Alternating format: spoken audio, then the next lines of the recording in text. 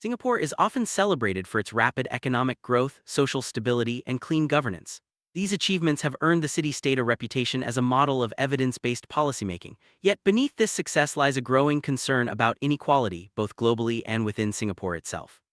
The Oxfam Inequality Report, which ranked Singapore 155th out of 166 for tax progressivity, has sparked debate about whether the nation's policy architecture is truly serving all its citizens. While Singapore's government has historically prioritized efficiency and competitiveness, critics like public intellectual Liang Shi-Hein argue that these very policies may be embedding inequality into the system.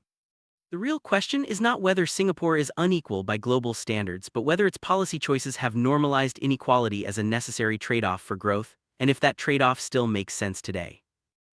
Oxfam's central argument is clear. Inequality is not a natural outcome of markets but a result of deliberate policy choices. In Singapore, policies such as the reliance on compulsory savings for healthcare and retirement, targeted rather than universal social assistance, and a tax system that largely ignores wealth have shaped the landscape of inequality. Liang Shi-Hein's analyses reinforce this, showing that those with stable jobs and rising wages accumulate security while others are left exposed, not due to state absence but because the system prioritizes individual provision over collective insurance. This structure creates a missing middle, households that earn too much to qualify for help but too little to build real security. As asset prices outpace wages, inequality shifts from income to ownership, making it even harder to reverse. These are not accidental outcomes, they are the structural consequences of Singapore's policy design. Singapore's persistent budget surpluses are often hailed as evidence of sound governance. However, these surpluses also represent unspent social capacity, resources that could be used to address inequality more directly. Liang Shi-Hein argues that the fiscal framework systematically overcollects relative to social spending, creating buffers for the state while shifting risks to households. Healthcare costs rise, individuals draw down their own savings. When retirement falls short, they work longer. When housing prices soar, buyers take on more debt. Housing, often cited as a symbol of equality due to high ownership rates, has in fact become a primary engine of wealth inequality. Early buyers benefit from untaxed capital gains, while younger generations face higher entry barriers and debt. Asset-based welfare, while empowering for some, leaves others increasingly vulnerable. The result is a society where resilience is unevenly distributed and inequality is quietly entrenched.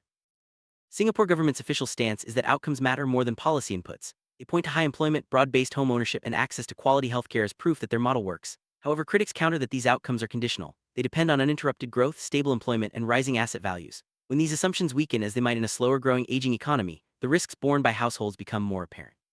Liang Shi-Hein and others argue that focusing solely on outcomes ignores the fragility of the underlying system.